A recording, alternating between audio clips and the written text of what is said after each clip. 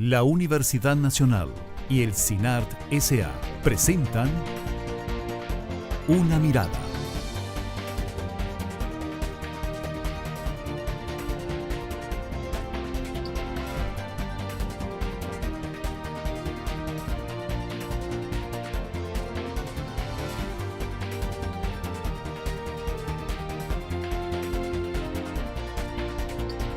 Una Mirada.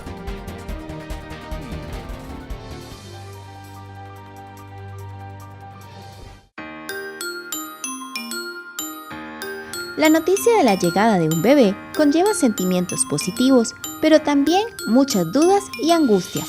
¿Será posible prepararse para ser padres y madres? No estamos hablando solamente de una cuestión económica, de cómo lo voy a mantener, cómo le voy a comprar la cuna, los pañales, sino es una decisión y una adopción de una serie de compromisos internos en relación con ese nuevo ser que va a venir al mundo. La preparación para la maternidad y la paternidad es continuo, pues conforme crecen, los hijos e hijas se presentan nuevos retos. Bueno, yo creo que tenemos que tener claro que ser padres es casi como toda la vida. Siempre nos tenemos que estar preparando. No es solo el antes, sino el durante. Y entonces las personas que tienen la suerte de poder planificar su embarazo o planificar la posibilidad de tener hijos, tienen como alguna serie de responsabilidades o de posibilidades para hacer. Uno tendría que informarse. Y lo más importante es la decisión de que va a haber un nuevo ser en esa familia para efectos de lo que es su formación, lo que es su crianza y sobre todo el acompañamiento en su proceso de desarrollo. Hoy, en Una Mirada, conversaremos sobre cómo prepararse para ser padres y madres.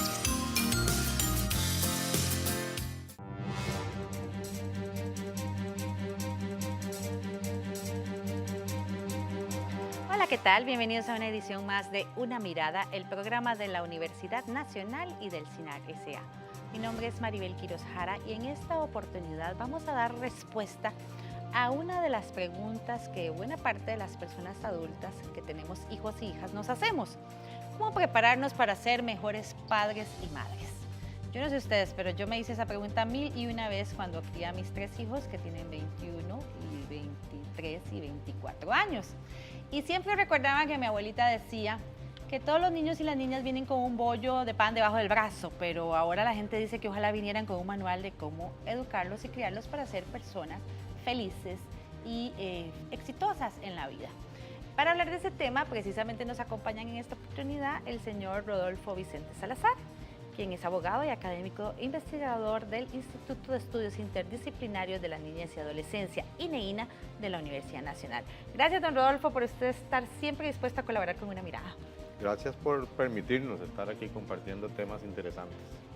Además nos acompaña Pablo Chaverri Chávez, quien es trabajador social y académico e investigador también del INEINA de la Universidad Nacional. Bienvenido una vez más a Una Mirada, Pablo. Gracias. Además está con nosotros Luis Diego Conejo Bolaños, quien es psicólogo y académico e investigador del INEINA de la Universidad Nacional y también de la Universidad de Costa Rica. Gracias por estar con nosotros. Muchas gracias por la invitación. Y nos acompaña también Elizabeth Ballestero Araya, quien es psicóloga y gerente técnico del Patronato Nacional de la Infancia, una institución que también siempre nos colabora aquí en Una Mirada con estos temas de niñez y adolescencia. Gracias. Muchísimas gracias por dejarnos participar para ver cómo podemos realmente lograr mejores padres, para que los niños puedan ser felices y se desarrollen claro bien. Que sí, esa es como la meta, ¿verdad? Uno desea es que sus hijos e hijas se conviertan en personas felices y que que se sientan bien con su vida y demás. Sin embargo, siempre le ataca a uno esas preguntas a lo largo de la crianza de los hijos y yo digo que no se acaba nunca, ¿verdad? De qué tal lo estoy haciendo, lo estaré haciendo bien, cómo me preparo para ser mejor padre y madre. ¿Es posible prepararse para uno ser protagonista de una adecuada crianza de los hijos y de las hijas? Sí, a mí me parece muy interesante primero este panel tan interdisciplinario, porque todos tenemos visiones diferentes de temas diferentes. Yo creo que una de las virtudes de este programa sería, por lo menos al final, sacar el mito de que para ser padres nadie nos enseña nada. Eso no es cierto. O sea, desde que existe la legislación, y no lo hemos tomado muy en cuenta, pero creo que para ser padre uno puede estudiar. O sea, hay suficiente literatura, hay suficientes guías de crecimiento de niños. Lo que pasa es que no lo hacemos, estudiamos cualquier cosa menos ser padre porque nos quedamos con la visión del siglo XVIII, siglo XVII y principios del XIX, que uno va aprendiendo con base a la experiencia de los hijos, y ahí es donde uno ve también que el hijo mayor uno lo hace un pequeño adulto, el hijo del medio hay un poquito más de libertades y el hijo menor puede hacer lo que le dé la gana. O sea, realmente vemos que hay una sensación ahí como curiosa, y yo creo que lo primero que tenemos que plantearnos es buscamos literatura para ver qué hacemos con nuestros hijos, esa es la primera. Segundo, la legislación ha sido suficientemente clara, ya pasó una generación desde la Convención sobre los Derechos del Niño y nos dice claramente que el niño pasó de objeto de protección a sujeto de derecho, eso significa ser persona, y si es persona es un igual a mí. Entonces desde ahí tenemos que comenzar a un eje de derechos y responsabilidades y permitir que los niños hagan su propia existencia, es decir, no son apéndices míos. Yo sigo viendo en el siglo XXI que los papás quieren que los hijos sean apéndices de ellos, ¿verdad? Que si yo soy abogado, mi hijo tiene que ser abogado, sí, etcétera, etcétera. Proyectos de vida, que si tienen una empresa, que el hijo va a manejar esa empresa, y no les dejamos planear su vida en una proporción diferente. Entonces, si son sujetos, y eso nos va a costar mucho que nos entiendan a los abogados, es que si una persona es sujeta de derechos, tiene los mismos derechos que cualquier ser humano. Y entonces, para la paternidad nueva, es muy complicado saber que ya no son hijos míos como objetos, sino que son personas que me van a ser prestadas durante un periodo de vida que yo tengo que formar. Y vieras que ahora que decías que quisiéramos tener un manual, en realidad nosotros tenemos un manual incorporado. Es un manual con el que nos criaron. Y ese manual es el que llevamos a la práctica. Lo que pasa es que no lo decimos de esa manera. Lo que aprendimos es lo que reproducimos. Que no necesariamente está bien. Que no necesariamente está bien. Y todos nosotros, la mayoría de los que ahora somos padres, nacimos en una época en que no existían los derechos de los niños y los adolescentes. Sí. Entonces, lo que aprendimos como forma de relación entre el mundo del niño y del adolescente con el mundo adulto no está adecuado a lo que es el enfoque de derechos, a lo que es que el niño sea persona. Nosotros, papás y mamás, tenemos que ser humildes y reconocer que no porque somos adultos es verdad que lo sabemos todo, que realmente ser papá y ser mamá es una construcción diaria, porque es una interrelación día con nuestros hijos. Y tenemos que aprender cómo hacer mejor esa relación. El PANI ha abierto programas nuevos porque estamos en esa línea de que necesitamos abrir espacios de oportunidad para que los padres y madres aprendan, para que los niños y niñas puedan desarrollarse mejor y ser más felices. Tenemos algunos programas nuevos de los que podríamos ahora hablar un poquito, y siempre la línea 1147, donde cuando si un papá o una mamá tiene alguna inquietud, no una denuncia, una inquietud sobre qué hacer, puede llamar a esa línea y ahí hay psicólogos que atienden y que pueden brindar orientación. Y yo creo que en poca conversación que llevamos va quedando clara la idea de que no es una tarea fácil, sí, ¿verdad? Para nada, es muy complicada. Y creo que para agregar otros elementos es también importante tomar en cuenta que por más que haya un manual y por más que hayan recetas allá afuera, la aplicación de eso a nuestros hijos no va a ser un proceso automático, porque los niños tienen lo que nosotros llamamos temperamento, que son las características de ellos individuales, ¿verdad? Y es común ver que los padres como que no creen, padres y madres no creen mucho en el temperamento hasta que tienen el segundo hijo. Ajá, sí. Y dicen, wow, lo que estaba aplicando anteriormente no me está funcionando, antes hice esto, ahora se me está saliendo del control, ¿verdad? Y es precisamente por eso, porque no hay una aplicación automática de una receta o de un manual, porque los niños tienen sus propias características y van a responder activamente ante nosotros.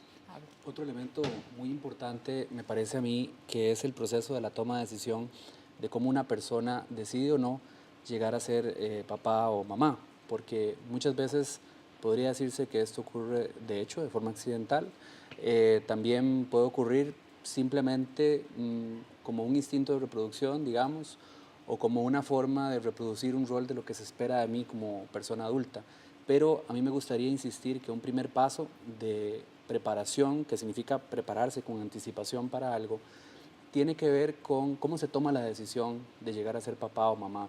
Y ciertamente muchas veces nos damos cuenta de que llegamos a eso y no es un proceso consciente. O muchos papás dicen cuando ya están en la situación, ¿verdad?, de ejercer, bueno, ¿y ahora qué hago?, ¿verdad? Entonces, yo creo que algo importante de este programa, de esta iniciativa, es que precisamente puede servir para dejar la idea de la importancia de prepararse con anticipación. Así como una persona, por ejemplo, la preparan en el colegio, digamos, para saber cuál es su vocación, para saber si quiere estudiar, no sé, ingeniería o medicina o educación o lo que sea, también debería trabajarse desde el punto de vista inclusive vocacional el tema de si quiero o no ser papá o mamá, si comprendo o no las implicaciones y luego, como decía Rodolfo, empezarlo a asumir como cualquier decisión importante, como cualquier proyecto donde yo necesito prepararme. Y me gustaría destacar que en este sentido, ciertamente el problema hoy ya no es cómo acceder a la información,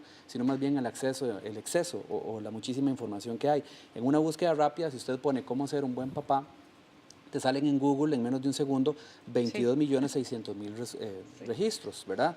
Pero ¿cuántos de esos registros están basados en evidencia? ¿Cuántos de esos registros están basados en ciencia? Y tengo que dar la noticia y la advertencia de que ciertamente hay mucha pseudociencia, de que ciertamente hay muchos modelos que no están basados en evidencia, que están basados en ocurrencias de personas que podríamos decir a veces con intenciones buenas, a veces tal vez más de hacer negocios, venden pomadas canarias de planes mágicos, de 1, 2, 3 queso, ¿verdad? De cómo puedes llegar a ser buen papá, pero muchas veces sin un verdadero sustento empírico. Entonces me gustaría insistir en que cuando uno se va a informar, ¿verdad?, cuando hace algo tan importante como informarse, debe buscar, sobre todo en este tiempo, la calidad de la información, ¿verdad? Si está bien fundamentada, si está basada en evidencia o no, si ha sido evaluada, si ha sido sometido a prueba, etc.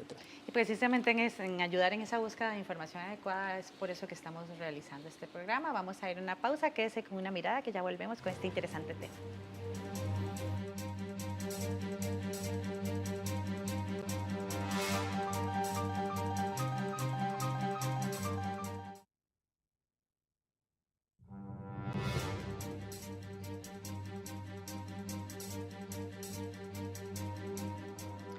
Continúa usted con Una Mirada, el programa de la Universidad Nacional y del CINAR S.A. Hoy con el tema de cómo prepararse para ser padres y madres, porque aunque a usted le parezca que esto es difícil y si no misión imposible, sí es posible prepararse para ejercer una paternidad y maternidad responsables y criar hijos felices. Para hablar de este tema tenemos un panel de expertos y hay muchos consejos que les podríamos dar a ustedes sobre cómo hacerlo bien con los hijos y las hijas. Sin embargo, pues hemos tenido que seleccionar algunos temas y es los que vamos a abordar en este bloque.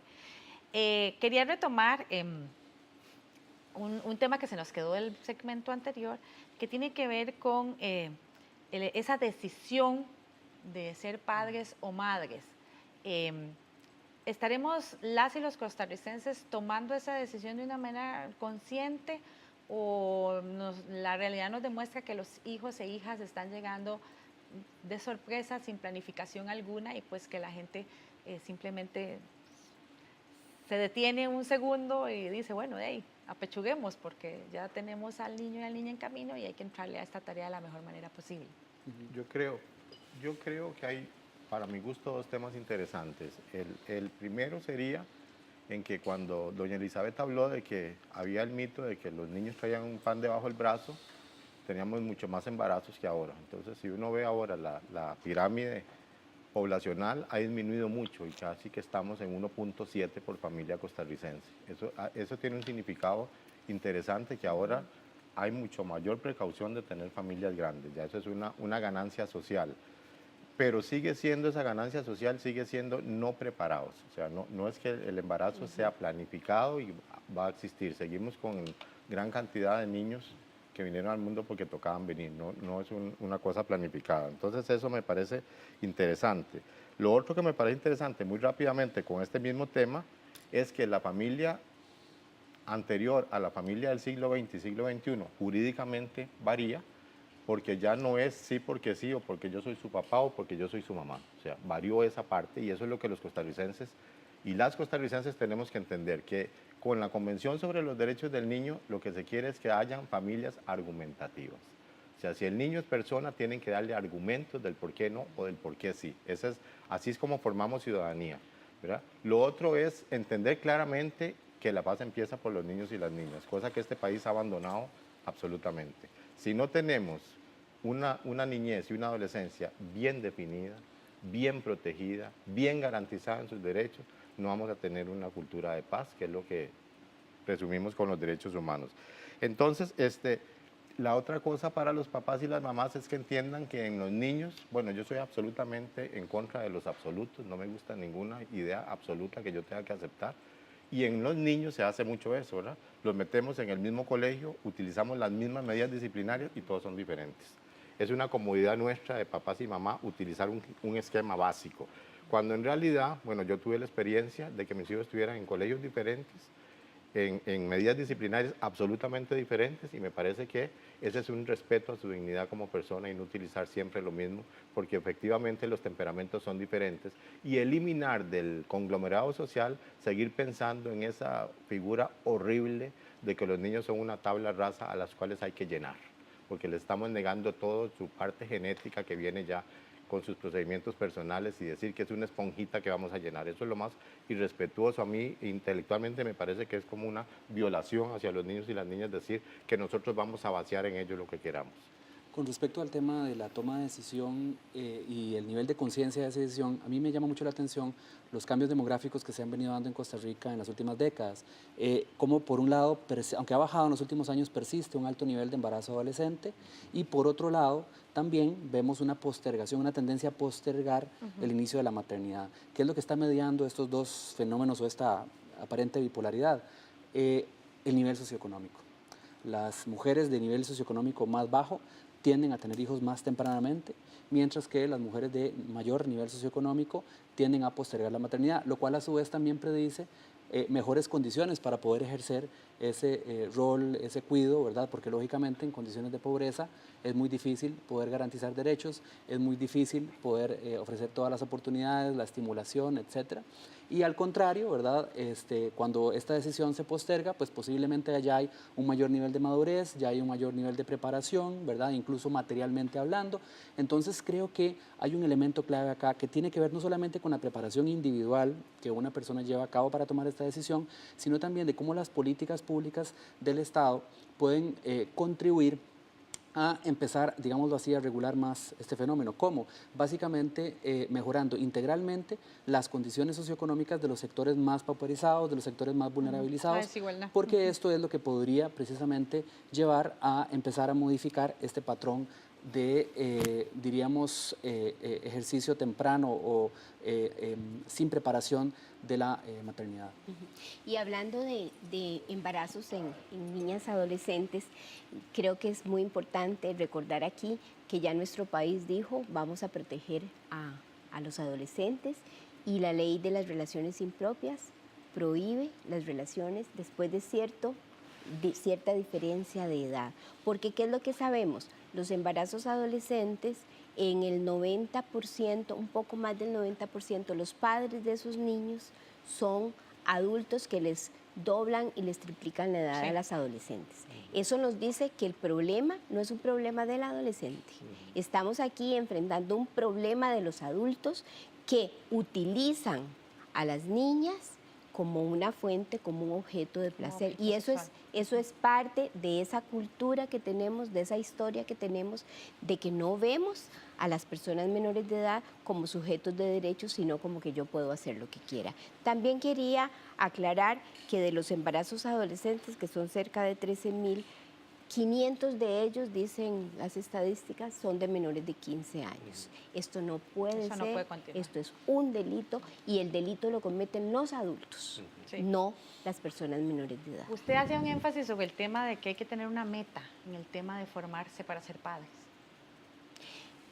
Claro, vamos a ver, todos queremos, o la mayoría de los papás, solo aquellos que tienen algún problema ya de otra índole, quieren que sus hijos sean felices. Esa es la meta. Quieren educarlos bien, quieren que sean personas que se realizan. Lo que pasa es que no siempre sabemos cómo hacerlo. los métodos son los equivocados. O queremos que ellos hagan lo que a nosotros nos hubiera gustado que hicieran. Claro, a veces proyectamos en nuestros hijos las necesidades que nosotros no pudimos llenar y ahí es donde Rodolfo decía, o sea, queremos que siga siendo el que maneja la empresa. No. Cada niño viene ya con sus gustos, así como nacemos unos, vamos a ser pequeños y blancos, otros van a ser altos, morenos, altos. Así también hay gustos, que me guste lo salado, que me guste lo dulce. También hay algunas otras cosas que ya vienen, el niño ya lo trae y nosotros de alguna manera dentro del contexto lo podemos resaltar, ¿verdad? Entonces, ¿qué es lo que nosotros tenemos que hacer? Buscar cómo nuestros hijos pueden ser felices, cómo, realizándose como personas, pero siendo felices, no con imposiciones, no con que venga a lograr lo que yo no logré. Y eso de la meta es muy importante porque es todavía común escuchar algunas parejas que dicen nuestro matrimonio no está bien, no sentimos lo mismo, tengamos un hijo para solucionarlo. Sí. No, eso es una muy mala idea porque en psicología nosotros a esto le conocemos como la acumulación de estrés, ¿verdad? Cuando hay varios eventos que se van repitiendo y tenemos problemas en la pareja, tenemos problemas económicos y además agregamos la responsabilidad de criar a otro hijo que además viene con una meta equivocada, porque la meta es salvar el matrimonio, eso es una responsabilidad de los adultos y tenemos que llegar a un lugar más seguro, de mayor comodidad, ¿verdad? En todos los sentidos, acumular recursos para poder afrontar esa responsabilidad. Un encargo prácticamente imposible, eso es como que el niño viene a ser el nudo que va a mantener a esa pareja, que de por sí al final de los tiempos, porque ya se sabe que no funciona, también va a seguir teniendo problemas y se le deposita a ese niño esa responsabilidad tremenda que no es de él, de mantener a papá y a mamá unidos. Y ahí es donde se incluyen ellos en un tipo de guerra entre papá y mamá y se utiliza al niño para hacerle daño al otro y eso es bastante lamentable por las Sí. Una Mirada conversó con Denis Cabezas, quien es padre de familia y quien compartió con nosotros algunas recomendaciones para que los papás y las mamás pongan mucha atención a sus palabras y a sus actos, pues niños y niñas toman nota de todo lo que ocurre a su alrededor cada día. Yo soy padre de familia, tengo 3 hijos, tres hijos ya grandes, ¿verdad? Creo que el trabajo ha sido bueno, pero cuando entré a laborar en ese espacio, cero experiencia, ¿verdad? Cero experiencia y lo que hace uno es empezar a cultivar, digamos, una experiencia ajena, que es la que uno recibió con sus padres. Entonces, si esto es así, que ese es el punto de partida de un papá, de una mamá, cómo fue mi papá, cómo fue mi mamá, fue responsable, no fue responsable, fue un irresponsable, veló por mí, veló porque yo estudiara, veló porque mi salud, veló por mi recreación, ¿verdad? En fin, muchas cosas. Yo no les puedo hablar de respeto a los demás si yo irrespeto, por ejemplo, a mi pareja. Y los irrespeto a ellos fundamentalmente, ¿verdad? Yo no les puedo hablar de construir una mejor sociedad si no les doy lo que ellos necesitan para estudiar. ¿Y qué es lo que ellos necesitan para estudiar? Bueno, no es solo el elemento material, no es solo el cuadernito, no es solo el lápiz, es el tiempo de uno para acompañarlos también en ese proceso. Es el que ellos vean a su papá ir a la escuela, preocuparse por ellos, estar ahí con ellos, entonces yo creo que en ese campo, ¿verdad? En ese campo, esta sociedad yo creo que sí está debiendo mucho. Hoy nos estamos encaminando más para que a nuestros hijos los críe un televisor. Hoy estamos en un debate donde de pronto es el sistema educativo el que tiene que educar a nuestros hijos y nosotros fácilmente estamos cediendo a eso, ¿verdad? El sistema educativo le tiene que enseñar a un hijo mío cuánto es 2 más 2. Pero no tiene que enseñarle la dignidad de un ser humano, eso se lo tengo que enseñar yo. Y es que en ese enseñar, en ese ejercer la paternidad y la maternidad, el conocer bien a los hijos y a su entorno es fundamental, más en tiempos en que ese entorno se sale de las 4 paredes de una vivienda tradicionalmente concebida. Sí, don Denis tocó un tema que en mi opinión es esencial y es el tema del respeto. nuestra generación y en la actualidad se ha vivido un cambio que podría decirse es revolucionario en términos culturales, que es el reconocimiento apenas en el año 89 de derechos fundamentales para las personas menores de edad, cuando se reconoce, ¿verdad?, a través de la Convención.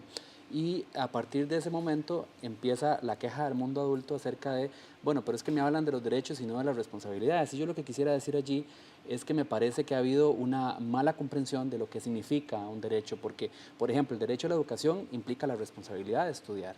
Entonces, entre más derecho tengas a la educación, más tenés que esforzarte. El derecho a la salud implica la responsabilidad de cuidar esa salud. Y así todos los derechos individuales y colectivos. Me parece que esto también es consustancial a la necesidad de construir sociedades democráticas desde su base, desde la base familiar, y que tiene que ver con el reconocimiento del otro como sujeto de derecho. Esto es un cambio esencial, porque si nos vamos a los orígenes del derecho de familia, de lo que se hablaba era del pater familias y de la patria potestas, ¿verdad?, que son instituciones donde el padre literalmente es propietario de sus hijos. Y de ahí todavía las quejas que dicen, a mí nadie tiene por qué venir a decirme cómo criar a mis hijos, a mí nadie tiene que venir a decirme si les puedo o no pegar, el Estado no tiene por qué venir, la ley no tiene por qué venir, y el punto es que sí, porque desde el momento en que se reconoce que hay un interés colectivo esencial en esto, entonces estamos obligados todos a cambiar nuestra visión. Y en ese sentido la importancia de las instituciones y particularmente de las instituciones académicas de contribuir a formar en este nuevo paradigma, en esta nueva visión, que en realidad ya no es tan nueva, ya va para 30 años. Sin embargo, todavía sentimos que sigue o hace falta muchísimo avanzar en este reconocimiento pleno para lograr relaciones más dialógicas, relaciones más respetuosas, relaciones más horizontales entre el mundo adulto y el mundo infantil y adolescente. Pablo, y vieras que cuando hablas de que es importante conocer los derechos, los niños conocen ya sus derechos. Los niños en las escuelas, en los colegios, en todos los lugares se les habla de derechos. Entonces, claro, ellos, como parte de su crecimiento, le dicen a papá o a mamá, yo tengo derecho de tal cosa. Y el papá, como no ha estudiado sobre derechos, como no ha leído, como no se ha preocupado por saber qué es, y como cada derecho también, igual que en los adultos, tiene aparejadas responsabilidades, se queda impávido y no sabe qué hacer. Entonces, hay que aprender no solo de desarrollo del niño, no solo de sus etapas, no solo de sus temperamentos, de lo que nos dice la neurociencia, lo que nos dice la psicología, sino que también hay que aprender sobre los derechos y cómo yo, que no fui criada en derechos, debo hacer que mis niños puedan crecer en un ambiente con derechos y ser personas en una sociedad integradas, personas que pueden relacionarse de una manera adecuada con sus iguales y con el mundo también adulto y el mundo adulto a su vez con el de los niños. Yo creo que es muy importante conocer los derechos, conocer manuales, conocer legislación, pero más importante aún es conocer a nuestros hijos y nuestras hijas, porque precisamente si nos ocupamos demasiado en prepararnos mucho y nos olvidamos de lo más importante, que es ese ser que nosotros tenemos, luego cuando a mí alguien me decía, cuando usted es padre o madre, los días pasan súper lento, pero los años pasan rapidísimo y eso es muy cierto. Y cuando uno se da cuenta, ya son grandes, ya se fueron y uno tiene ese remordimiento de haber hecho aquello, de haber hecho esto.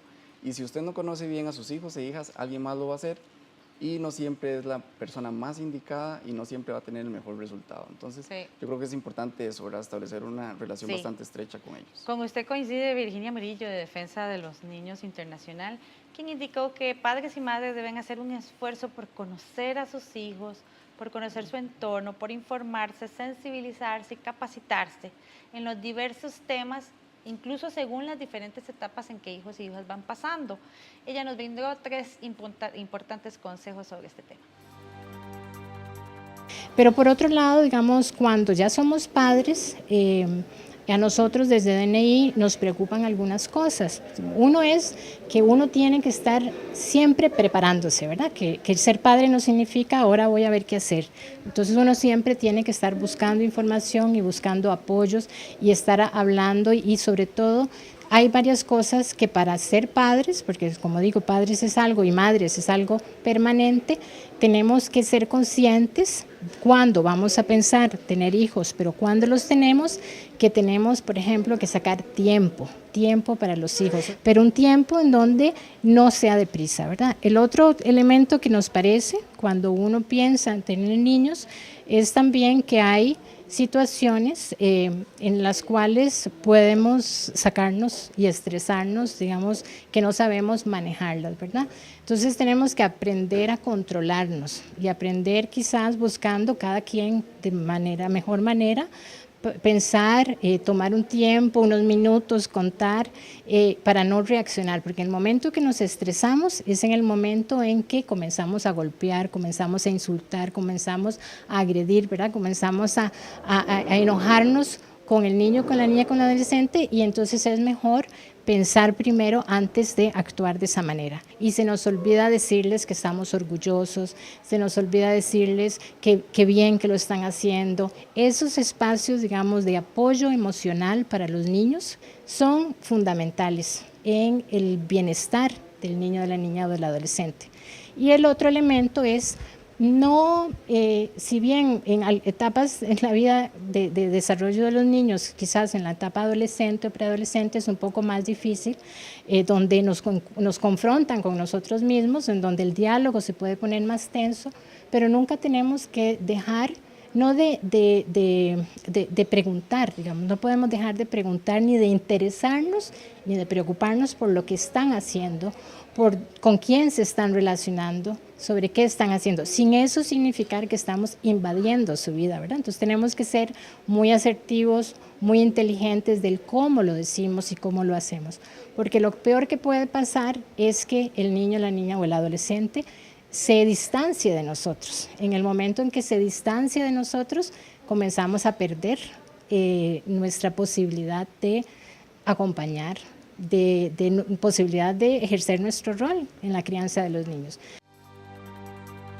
En resumen, la calidad del tiempo y la calidad de la relación que uno establece con niños y niñas es fundamental para conocerlos y ofrecerles la mejor crianza posible.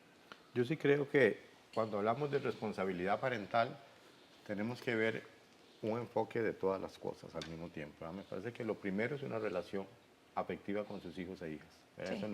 Eso no limita el tema del derecho. El tema del derecho es muy interesante porque nos da líneas a seguir, ¿verdad? Y los niños no tuvieron derechos 2000 años y ahora estamos hablando de este tema 25 años después, o sea que algunas cositas hemos logrado, pero no es un tema de ley. O sea, si todo se arreglara por ley sería una belleza de país, pero ningún país va a lograr arreglar todo por medio de la ley. Entonces, el tema que yo digo es la responsabilidad parental, es de dedicar tiempo de calidad, pero de verdad tiempo de calidad, de poder hablar de diferentes aspectos, de tener un contacto con los hijos más o menos agradable. Pero ¿qué pasa? Que otro mito social es que dedicamos mucho tiempo a la primera infancia, todavía toda la etapa escolar, y abandonamos al adolescente porque caímos en el mito de los virus, de que los adolescentes son un problema, de que no se puede hacer nada, que quieren estar solos, que no se puede uno meter con ellos, y es cuando más afecto necesitan, porque están haciendo un cambio revolucionario para llegar a ser adulto. Entonces, es meterse con un tema que no los mortifique. Yo digo, y ese es un criterio mío muy personal, cuando uno está con los hijos y está estresado, cuando terminan las palabras empieza la violencia. Cuando uno no tiene capacidad de conversar, ahí inicia la violencia, en cualquier tipo de relación. Entonces es como poder yo saber que si voy a hablar con mis hijos, no importa las edades que tengan, tengo que tener la tolerancia como adulto responsable de no caer en el anzuelo para terminar con violencia. Pero hay otro mito, sobre todo latinoamericano, porque trabajé en otros países y es diferente, pero es un mito latinoamericano que no educamos a nuestros hijos e hijas para una vida autónoma, sino que los tenemos encapsulados hasta los 18 años y después exigimos una ciudadanía clarísima y abierta cuando cuando les dan el cartoncito de cédula que no sirve para nada efectivamente, ¿verdad? Porque tenemos que educar para la independencia. Los niños tienen derecho a vivir su independencia, y vivir una independencia que va a ir programada desde el vientre materno en adelante. Hay diferentes momentos en que el niño va a tener independencia. Entonces, yo sí creo que eso es muy importante situarlo, porque de acuerdo a la profesión o de acuerdo al oficio siempre estamos produciendo más, pero cuando es el tema de crianza no le dedicamos el tiempo que ocupamos. Tiempo y respeto. De eso vamos a hablar en el siguiente bloque. Vamos a una pausa, quédese con Una Mirada que ya volvemos.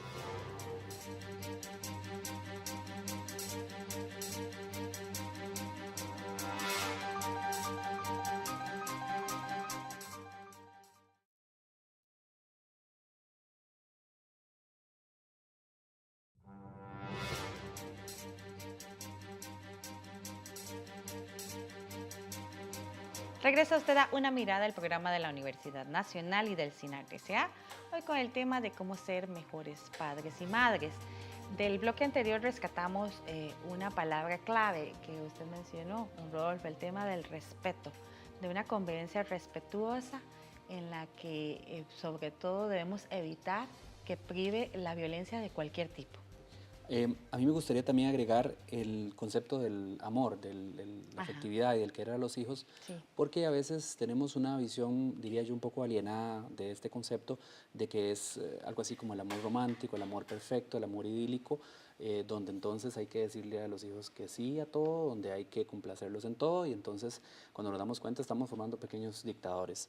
Me parece que el concepto del amor y por otro lado el concepto de los límites no tienen que verse como conceptos desligados, al contrario, ofrecerle a los niños, niñas y adolescentes un entorno estable, un entorno consistente, un entorno con reglas claras, es muy importante en su propia estabilidad emocional y en que entiendan que el hecho de que existan reglas claras no significa que los papás les estén queriendo menos, al contrario, sino que significa que les están preparando para una vida de convivencia social donde necesariamente tienen que haber reglas que tienen a su vez su justificación en derechos que son colectivos, es decir, mis derechos terminan allí donde empiezan los de los demás. Y ver esto en la práctica es súper más complicado, ¿verdad? Lo que podemos ponerlo acá con simples palabras. Este punto importante de balancear entre la disciplina y el afecto, ¿verdad?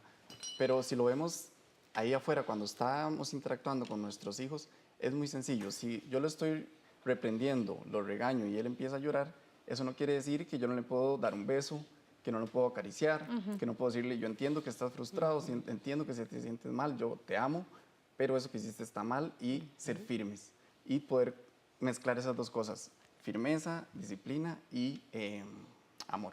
Sí, el tema del respeto y el amor siempre nos lleva a la disciplina de alguna manera. A veces la disciplina se ha creído como el castigo y eso está totalmente errado.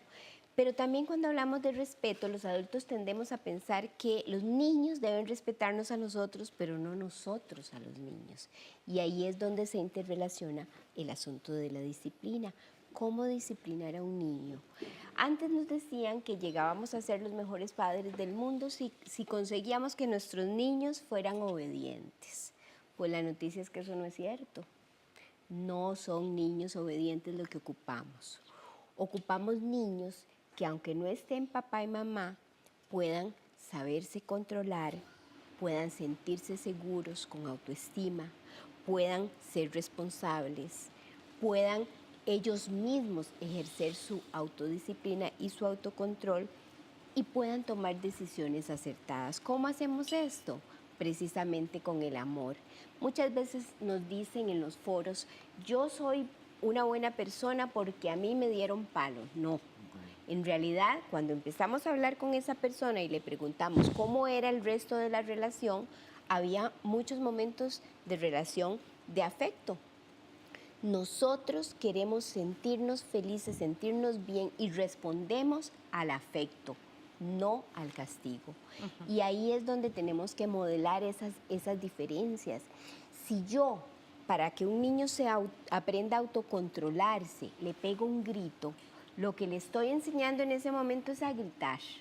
Pero si yo me le acerco, lo abrazo, y como dijo Diego, y le explico, mira, yo te quiero mucho, pero esto que estás haciendo no está bien y por eso tenés que dejar de hacerlo, el niño lo va a asumir de una manera diferente.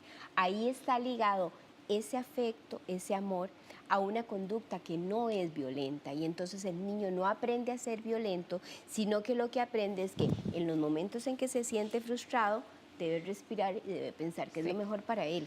Sobre ese tema, Una Mirada conversó con Katia Rodríguez, directora de Niñez y Adolescencia de la Defensoría de los Habitantes, quien señala que padres y madres deben prepararse más allá de lo económico, que es a veces lo que priva principalmente, sino que tienen que pensar en un modelo de crianza en que prive el respeto hacia el menor y que se elimine por completo la violencia. No estamos hablando solamente de una cuestión de económica, de cómo lo voy a mantener, cómo le voy a comprar la cuna, los pañales, sino es una decisión y una adopción de una serie de compromisos internos en relación con ese nuevo ser que va a venir al mundo. Y lo más importante es la decisión de que va a haber un nuevo ser en esa familia para efectos de lo que es su formación, lo que es su crianza y sobre todo el acompañamiento en su proceso de desarrollo. Que los padres y las madres y aquellas personas que de una forma u otra asumen la crianza de las personas menores de edad, asuman la obligación de la responsabilidad parental ya no desde una posición vertical, yo soy el que mando y esa persona que viene va a hacer todo lo que yo quiera, sino que tiene que hacerlo desde la perspectiva de que son personas con derechos. Muchas personas piensan que el enfoque de derechos en la niñez y la adolescencia significa renunciar a la autoridad parental y todo lo contrario, hay una gran responsabilidad en el sentido de que esa persona tiene que asumir la crianza, la guía, la educación de esos niños, pero tiene que hacerlo de una manera respetando también los derechos de la persona menor de edad. En este sentido, por ejemplo, en Costa Rica todavía estamos muy arraigados con la idea de el castigo físico como una forma de educación y eso es uno de los aspectos culturales que tenemos que erradicar. Creemos que con una nalgada, que con el jalón de la cola, con un fajazo, vamos a educar a nuestros hijos respecto a los errores que cometen y estamos muy equivocados. Ahí estamos más bien generando en ellos un patrón de violencia y de temor hacia el padre o la madre y estamos sustituyendo el diálogo por una expresión de ira, de enojo, como le digo, de un acto violento que estamos viendo de una manera muy preocupante cómo esos actos, pequeños actos violentos luego se van ampliando y se va creando una actitud de que todos los problemas se resuelven de esa manera. Definitivamente mucho que pensar al respecto y sobre todo, como ustedes decían, buscar las fuentes más idóneas para prepararse uno para la paternidad y la maternidad en aras de lograr la meta de tener hijos y hijas felices. Parece a mí además que con esa reflexión de Katia también, que tenemos que partir de un sentido común que realmente fortalezca la relación entre padres, madres, hijos e hijas. ¿Y cuál es ese criterio que a mí me da la ley, que es la dignidad?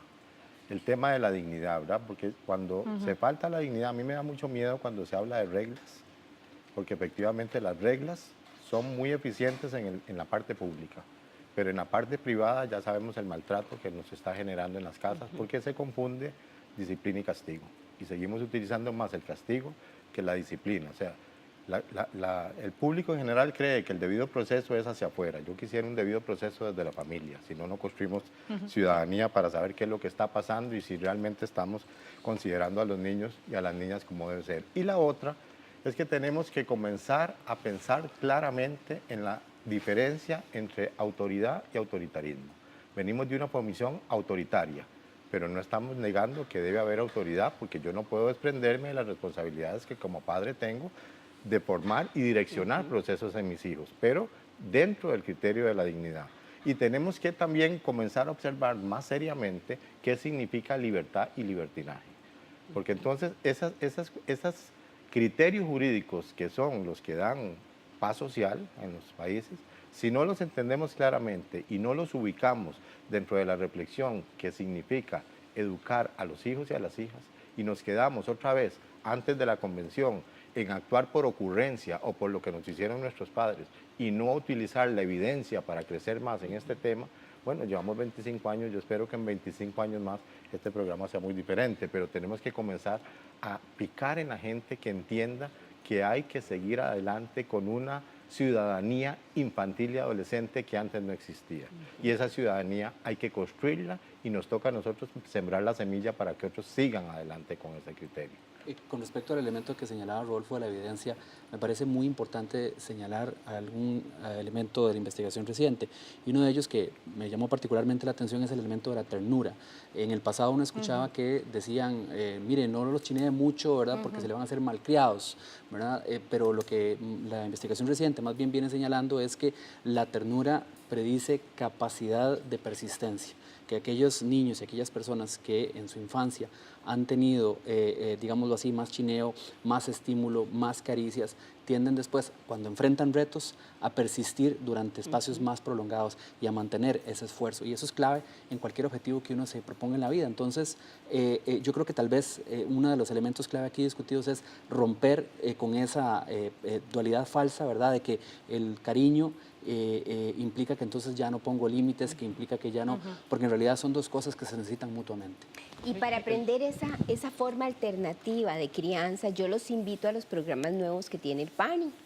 El PANI tiene un programa que llamamos Academia de Crianza, que es una especie de escuela para padres, pero que va más hacia allá porque toca la sensibilidad de los papás y las mamás, recordando sus propias vivencias. Ya nosotros tenemos 26,000 personas menores de edad beneficiadas con educación en este programa hacia sus padres.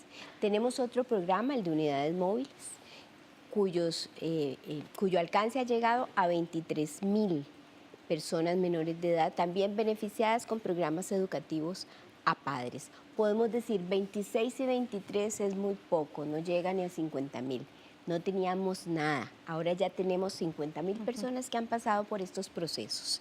Y entonces ahí yo rescato lo que decía Rodolfo, dentro de 25 años yo también espero una sociedad totalmente diferente, con ese respeto a la dignidad. ¿Por qué? De los niños y las niñas. ¿Por qué? Porque ya estamos aprendiendo, nos estamos dando cuenta de que no podemos seguir como estamos. Yo creo que el problema de la agresión que se utiliza también en contra de los niños y las niñas es que al corto plazo es muy efectiva, ¿verdad? Si yo quiero que alguien deje de hacer algo, lo golpeo y listo, solucioné el problema, pero a un alto costo, ¿verdad? Al costo de la felicidad y de la madurez emocional de nuestros niños. Y eso es un alto precio que yo creo que como padres y madres no deberíamos de pagar, sino que tenemos que instruirnos, tenemos que buscar ayuda para encontrar modos alternativos de crianza, ¿verdad? Además de la Academia de Crianza está también la Escuela de Padres y Madres del Instituto de Investigaciones Psicológicas, que también los invito a buscarla. Es un buen recurso del cual los padres y madres pueden echar mano. Y es que la violencia se reproduce, o sea, se aprende a lo interno en las casas y se reproduce. Entonces después decimos, ¿por qué tanta gente se grita afuera? ¿Por qué tantos pleitos? ¿Por qué? Porque la forma en que nos enseñaron era que ante la frustración, el estrés o cualquier cosa, se grita, se pega, se hace cosas violentas. Y con eso hay que acabar. Sí, don Rodolfo. Yo creo que 5 cosas básicas que yo quiero poner es, primero, perderle el temor al amor y la ternura. O sea, esos papás que no tratan a sus hijos varones con amor y ternura porque se les pueden convertir, no es cierto. O sea, el amor y la ternura hay que demostrarlo tanto a los hijos como a las hijas. Lo segundo es que cualquier persona menor de edad merece argumentos de acuerdo a su edad, argumentos que le satisfagan. Eso no es perder el tiempo, eso es formar opinión en los niños y las niñas. Lo otro es respetarlos como personas. Es muy fácil hablar de sujetos de derecho, pero yo creo que sigue pensándose que los niños son míos y yo hago con ellos lo que a mí me parece, y eso es donde estamos fallando mucho.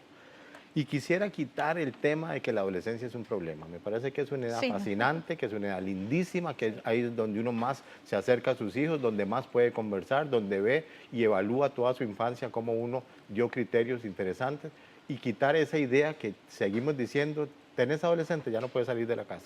Porque además creemos que todos los adolescentes viven en una película 3X, que no es cierto.